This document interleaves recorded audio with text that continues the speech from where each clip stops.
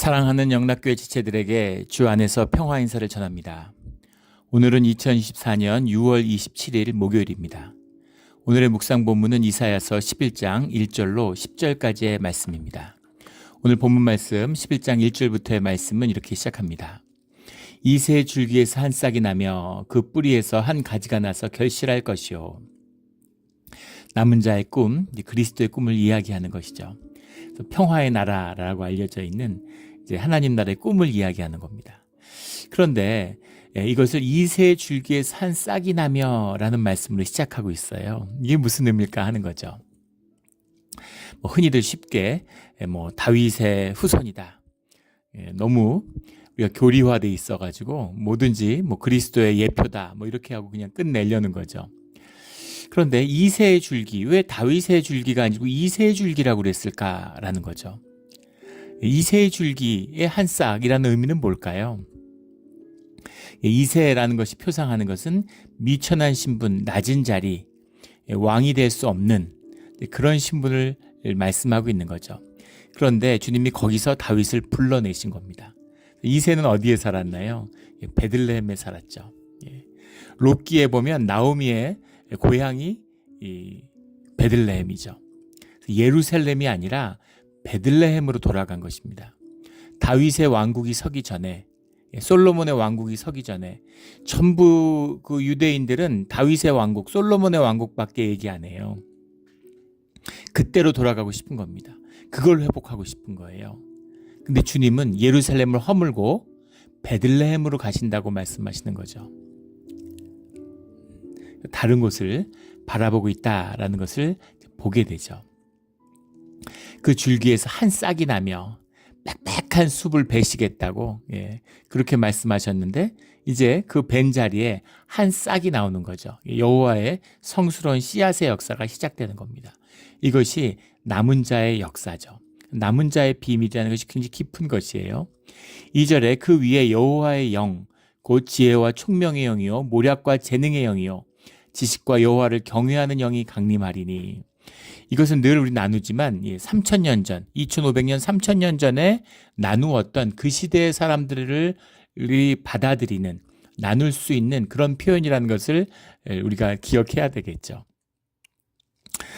지금 오신다면 내적 치유를 하는, 깊은 곳에 위안을 주는, 우울증을 치료하시는 이런 식으로 말할지도 모르죠. 그때는 모략과 재능의 영이고 지식과 여호와를 경외하는 영이 강림하리니. 중요한 것은 여호와의 영이 강림하신다. 그의 위에, 그가 누구예요? 남은 자죠. 그리스도의 예표이지만 동시에 남은 자이기도 한 겁니다. 주님을 기억하고 주님과 함께하는 자, 그 영을 받는다고 하는 것은 의미가 굉장히 깊어요. 예수님이 이 땅에 오셨을 때 마태복음 3장 16절에 보면 하나님의 성령이 비둘기같이 내려서 자기 위에 임하심을 보더니 이런 말씀이 나오죠. 주님이 가서 세례를 받겠다고 얘기하세요. 죄가 없으신 분이 무슨 세례를 받습니까? 죄가 없으신 분이 십자가에 못 박힌 것처럼 죄가 없으신데 세례를 받았다는 것이 주님의 낮추심이고, 주님이 그런 죄가 없으시잖아요. 그런데 세례의 자리에 쓰셨다는 것이 우리와 하나됨을 보여주시는 성육의 사건인 거죠. 그런데 그 위에 성령이 임하셨다는 겁니다. 예수님과 성령은 동등한 삼위의 하나님인데 그 위에 임하셨다는 뜻이 뭐겠어요? 굉장히 깊은 의미가 들어있는 것이죠. 성령님이 임하심으로 하나님과 하나됨을 이 땅에서 회복했다라는 의미입니다.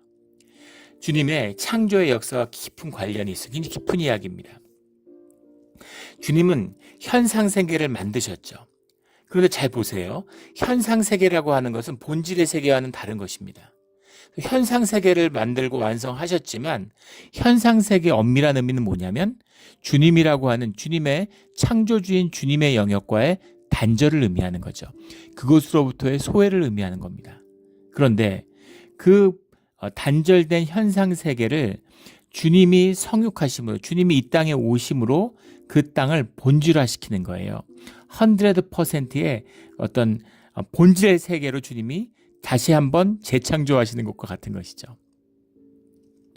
그것이 이제 사랑의 하나님을 만나는 것으로 인해서 남은 자들을 통해서 주님의 심판으로 임하셔서 세상을 멸망시키는 것이 아니라 그 고난과 환난을 통해서 남은 자와 하나됨을 이루신다는 거죠.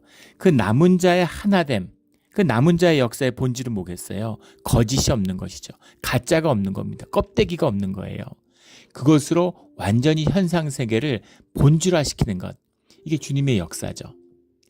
주님이 이 땅에 오셨는데 거기서 이 현상세계 육신을 입고 계시잖아요. 그곳에서 주님의 영을 받으심으로 영과 하나 되는 것을 우리에게 보여주시고 그리고 하나님의 일이 시작되죠.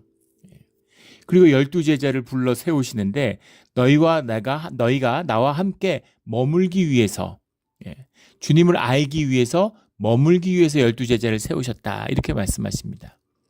이것이 영의 의미고 주님이 함께 하시는 사랑의 하나님의 비밀이죠. 그 하나됨, 이 하나됨의 비밀. 그래서 같이 먹고 같이 자면서 같이 여행을 하면서 선교 여행을 하면서 주님이 가족을 이루어 가시는 거예요.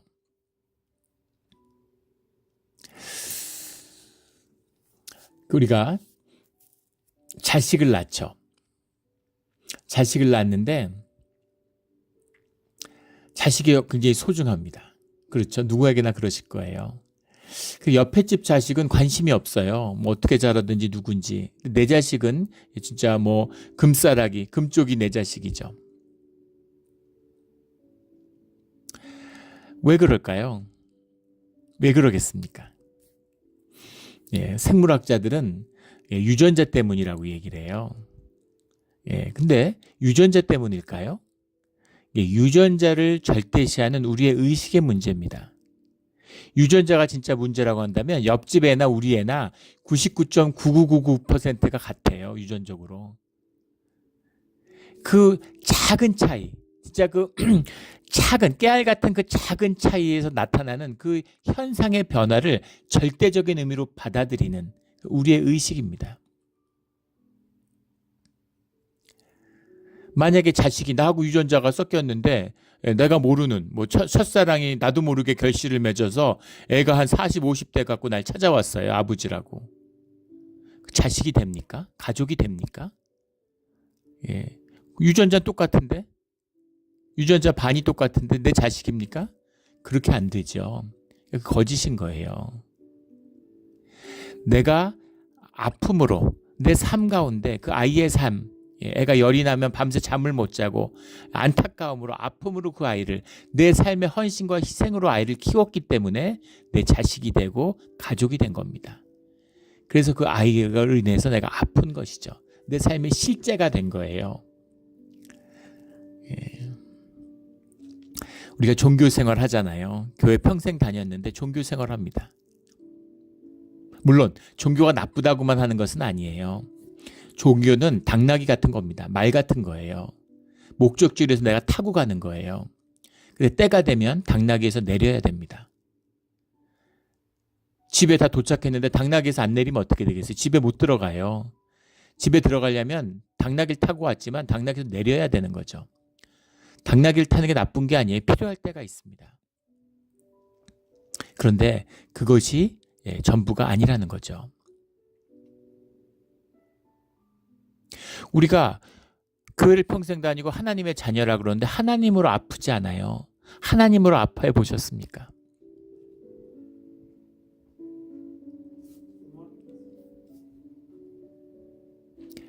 하나님은 왜 아프지 않을까요? 내 삶의 실제가 아니기 때문이죠. 근데 자식은 아파요. 자식 때문에 아픕니다. 왜 자식은 아플까요? 자식은 내 삶의 실제이기 때문인 거죠. 이 말씀을 하시는 거예요. 그래서 이 말씀은 그냥 평화의 선포로 끝나는 것이 아닙니다. 그냥 평화의 나라가 있구나. 그래서 교리적으로 받아들여서 뭐 좋은 나라고 평화의 나라를 얘기하는 거지. 그 이상의 의미, 이것이 오늘 우리에게 임하여야 된다는 거죠. 그것을 이루는 것이, 또 주님이 그것을 이루기 위해서 십자가를 우리에게 선물로 주신 겁니다. 그래서 하나님이 성령을 받음으로 제자들과의 사역을 시작하셨는데, 예, 그 위로부터 능력을 받았다고 하는, 그 다음에 떠나실 때는 제자들에게 그 자리에 머물러라고 얘기하시죠. 그리고 성령이 올 거라고, 성령이 오면 성령과 하나 되어서 주님의 일을 시작해라, 이렇게 말씀하시는 겁니다. 성령을 받는다. 이것도 우리가 교리적으로 배우다 보니까 성령을 임한 적이 없는데, 성령을 경험하지 않았는데, 예, 또 막 그 종교가 무슨 성령 세례 받아라, 막 특히 그 오순절 계통의 교회들 막 그걸 절대시하고 이러니까, 예, 갖은 억측이 나옵니다. 그래서 방언 못하면 성령 받은 거 아니다. 막 또 성령을 받으라고 막 성령 집회한다고 성령 받으라고 그러고 입으로 막 숨을 몰아쉬는 그런 부흥 강사도 봤어요. 진짜 웃음이 절로 나오는, 어처구니 없는 모습이죠. 예. 성령이 무엇인지 전혀 모르는 겁니다. 성령이 물건이 아니잖아요. 누가 누구에게 전달해 주는 것입니까? 아니면 내 영유에 영이 더 씌우는 건가요?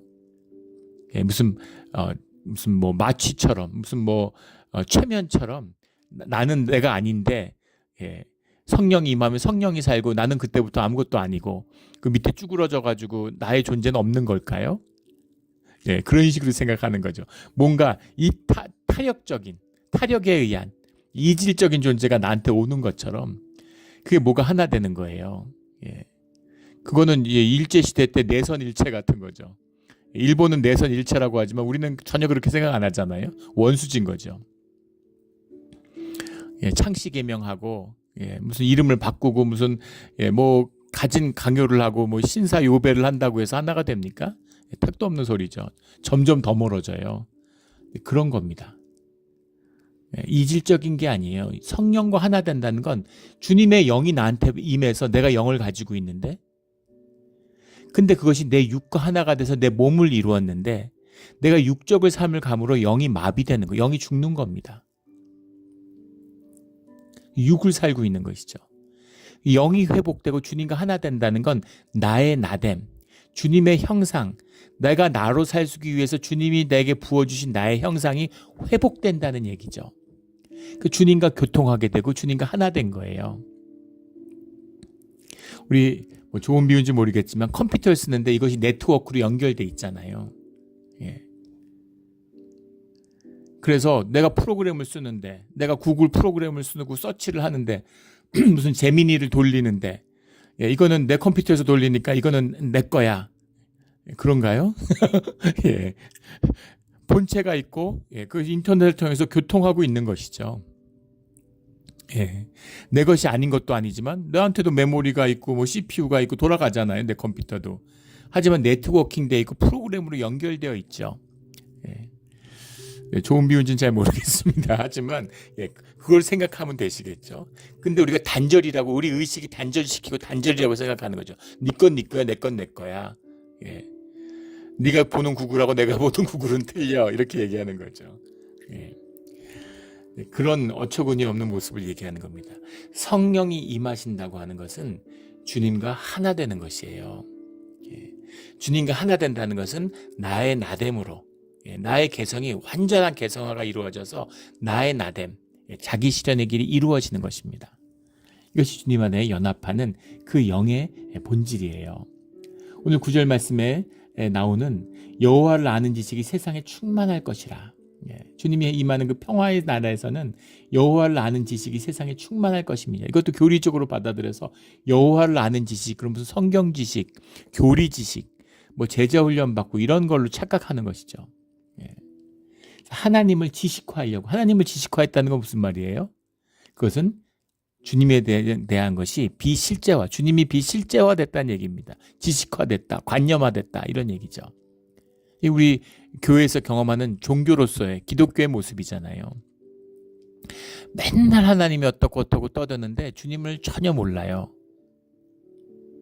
주님을 위해서 아프지 않아요. 주님과 하나 되는 겁니다. 예. 엄마랑 같이 사는데, 예, 무슨 엄마가 어떤 분인지, 뭐 엄마가 뭐 학교를 어디 나왔고 뭘 했고 뭐 직업에서 무슨 뭘 경험이 어떻고 자식이 그걸 압니까? 엄마랑 같이 사는데, 같이 밥 먹고 엄마한테 기대고 무릎 비고 자는데 엄마를 아는 거죠. 엄마가 어떤 분인지 나한테. 그런데 엄마랑 같이 산 적이 없어요. 태어났는데 엄마가 없어. 그래서 엄마 얘기만 들었어. 그래서 엄마는 뭐 키가 165고 뭐 몸무게가 몇 킬로고 뭐 어느 집에서 태어났고 뭐 어느 학교를 나오고 뭘 잘하고 뭔가 수도 없이 그걸 알아요. 예, 근데 엄마를 아는 건가요? 사실은 모르는 거죠. 엄마는 막 좋은 분이고 어떤 분이고 근데 엄마가 어떤 분인지 만나봐야 아는 거죠. 예, 그런 겁니다. 여호와를 아는 지식이 세상에 충만하다는 얘기는 세상 가운데 하나님의 사랑의 하나됨이 이루어졌다. 예, 코이노니아가 이루어졌다. 이런 얘기죠. 현상 가운데 본질화가 이루어졌다. 이런 얘기입니다. 예. 그런데 그렇다면 왜 주님의 영은 어디에 임하고 어디에 임하지 않을까? 어느 때 임하고 어느 때 임하지 않을까? 예.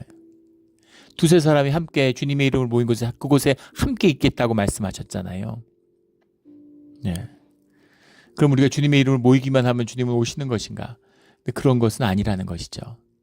우리가 정결해야 되고 우리가 주님께 헌신해야 되고 자원하는 심령으로 나와야 되는 거죠.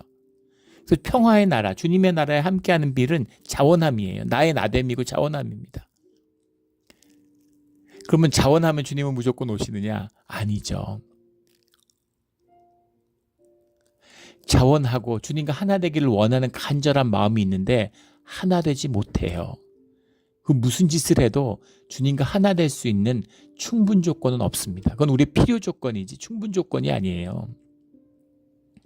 그래서 그 자원함으로 주님 앞에 나아가는 나의 헌신으로 나의 희생으로 만나는 그 끝은 무엇이냐면 십자가입니다. 깨어짐이에요. 깨어지는 겁니다. 다른 말로 성경에서는 상한 심령이라고 이야기하죠. 심령이 상하는 겁니다.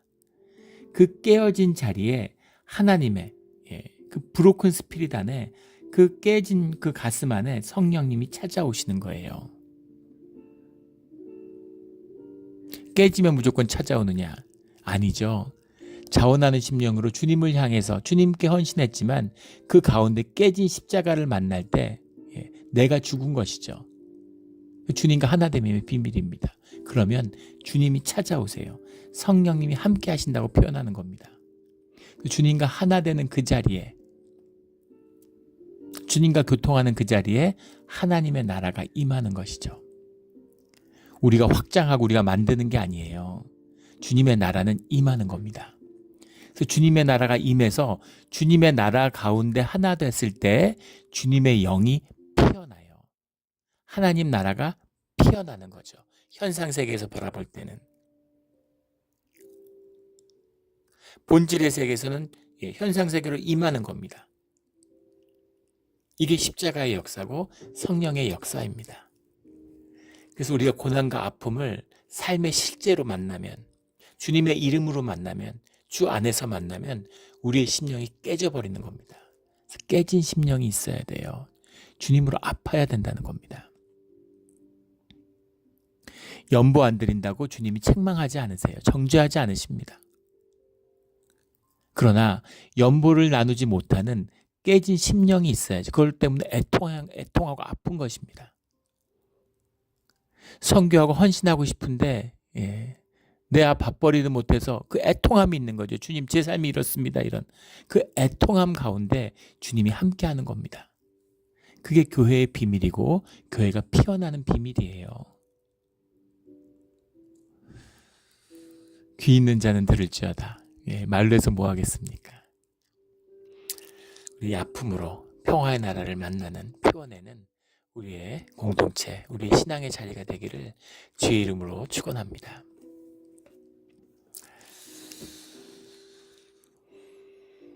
(3절에) 그가 여호와를 경외함으로 즐거움을 살 것이요 다윗이란 말도 나오지 않고 계속 그라고 얘기가 나오죠. 그는 예수님이고 그는 예수님의 제자고 그는 사도 바울이고 그는 초대의 교회고 그는 우린 것이죠. 영이 강림하는 것입니다. 그가 여호와를 경외함으로 3절에 즐거움을 삼을 것이며 그 눈에 보이는 대로 심판하지 아니하며 그의 귀에 들리는 대로 판단하지 아니하며 본질의 세계니까 현상의 것으로 판단되지 않는 거죠.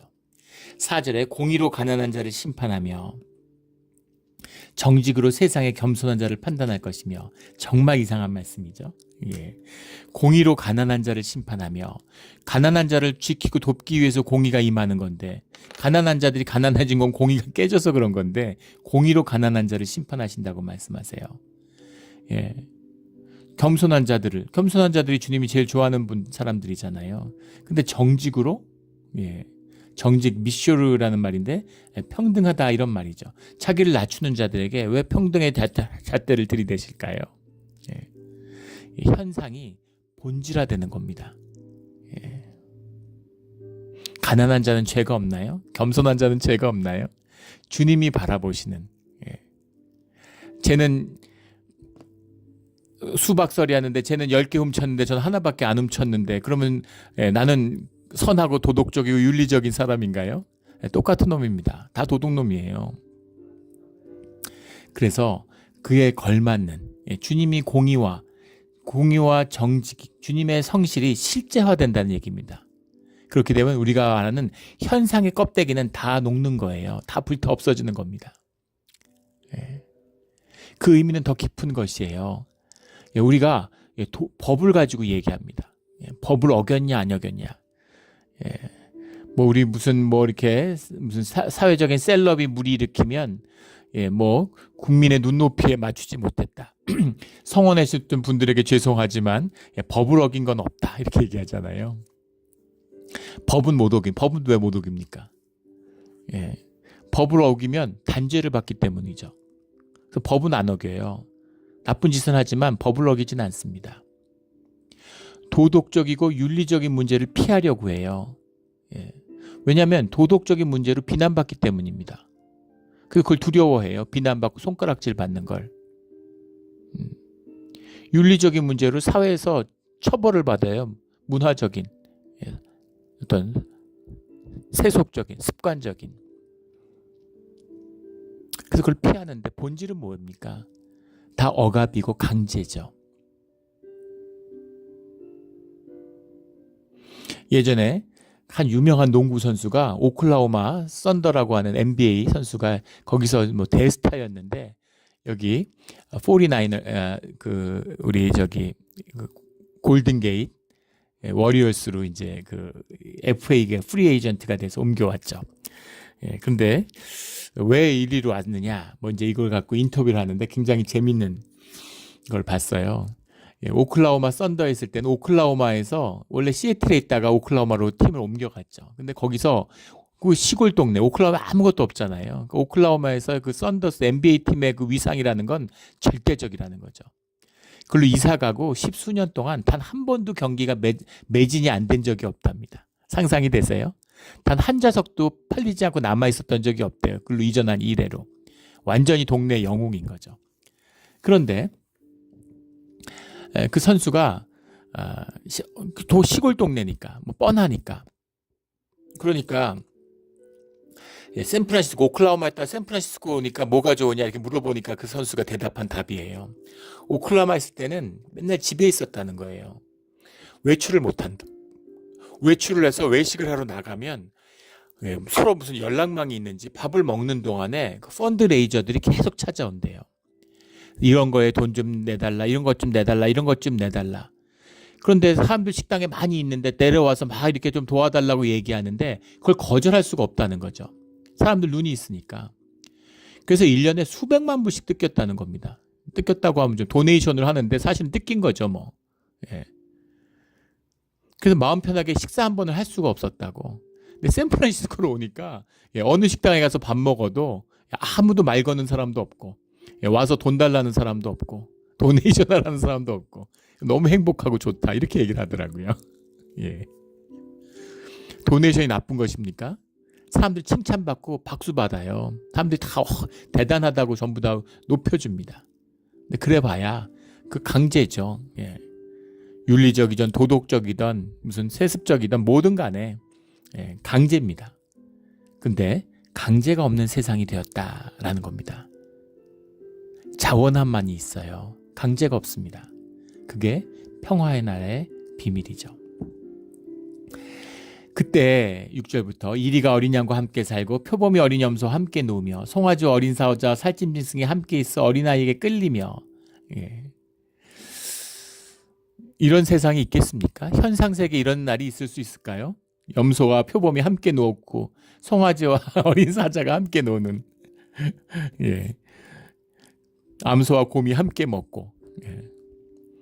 사자가 소처럼 풀을 먹고, 예. 이런 세상이 어디 있어요? 이게 무슨 세상이에요? 이런 세상이, 예. 새 창조죠. 현상계가 본질화된 겁니다. 주님의 평화, 본질적인 주님의 통치가 임한 현상세계.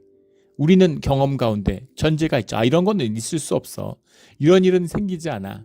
근데 그런 일은 반드시 생겨. 그렇게 돼. 두고 봐. 주님의 말씀입니다. 예, 이런 일이 오는 거예요.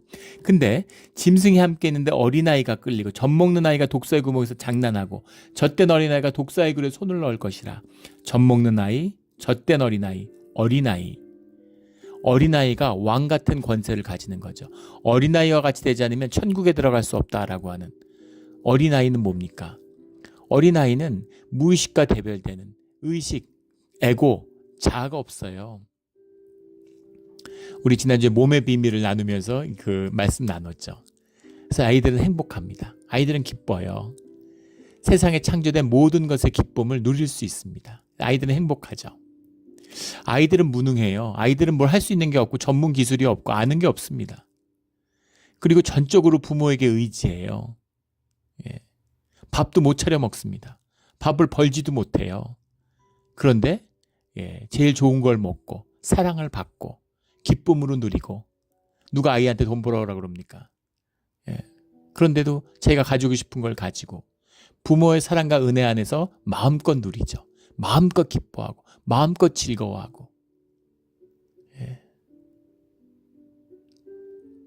돈 많다고 자유할 수 있을 것 같습니까? 시간 많다고 자유할 수 있을까요?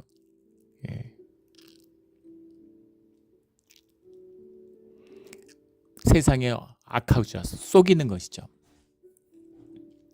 사람들을 은퇴하고 시간을 가지라고, 시간의 자유를 가져야 된다고, 돈 있어야 된다고 평생을 이제 노예처럼 부려먹고 벌어놓은 돈 써보지도 못하고 연금 제대로 받지도 못하고 떠납니다.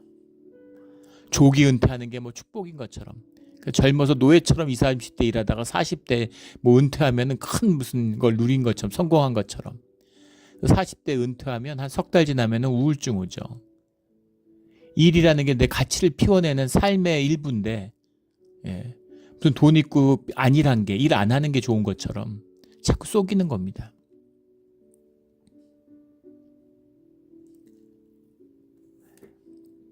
어린아이는 그런 게 없죠. 어린아이는 히어앤 나우예요. 어린아이는 나무하고도 즐겁게 놀 수 있습니다. 어린아이는 나무하고 대화를 해요. 새하고 이야기를 합니다. 이 비밀이 풀릴 수 있는 것, 이것이 하나님 나라의 비밀인 거죠. 주님과 함께 하니까, 거룩한 산, 그 모든 곳에 해됨이 없고 상함도 없는 그곳에 하나님과 함께 하니까 하나님을 아는 지식이 물이 바다를 덮은 같이 세상에 충만하게 되는 것이죠. 근데 오늘 1절의 말씀이 10절에 또 나오죠. 그날에 이 새 뿌리에서 한 싹이 나서 만민의 기치로 설 것이요. 이 새 뿌리에서 한 싹이 나서 만민의 기치가 서서 그가 평화의 나라를 가져오는 것이 아니라 평화의 나라가 세워짐으로 그곳에서 이 새 뿌리의 역사, 새로운 영의 역사가 시작된다는 겁니다. 이것이 교회의 비밀입니다. 남은 자의 역사의 비밀이에요. 고통과 환난 가운데 있는데, 우리는 찌질한데, 우리는 뭘 할 수 없을 것 같은데, 우리는 보잘것 없는데, 초대교회들, 초대교회에 우리 서신서에 나오는 교인들 다 모아봐도 우리 교인들 숫자보다 조금 많을 겁니다. 별 차이 없을 거예요. 그런데 그 사람들이 역사의 방향을 틀었고 로마를 뒤집었습니다. 이것이 평화의 나라를 향한 꿈이에요. 하나님의 영과 함께하는 남은 자들의 역사입니다. 이게 에르곤이에요. 우리가 이 꿈을 받았습니다. 이 말씀을 받았어요. 이 말씀이 실제가 돼서 삶 가운데 진리를 키워내는 그런 우리의 신앙의 자리, 우리 몬트레이 영락 공동체가 되기를 예수 그리스도 이름으로 축원합니다. 아멘. 기도드리겠습니다. 하나님 아버지 감사합니다. 오늘 너무 귀하고 벅찬 말씀을 받아서 가슴에 벅찬 감격이 있습니다. 우리가 주님께 꿈을 받았습니다. 그 주님의 꿈이 우리의 꿈이 되어서 그 꿈을 보고 소망을 품고 그 꿈 속에서 주님과 함께하고 그 꿈을 이루어가는 그런 우리의 삶의 자리가, 신앙의 자리가, 믿음의 자리가 되게 하여 주시옵소서. 감사하며 예수 그리스도 이름으로 기도드렸습니다. 아멘.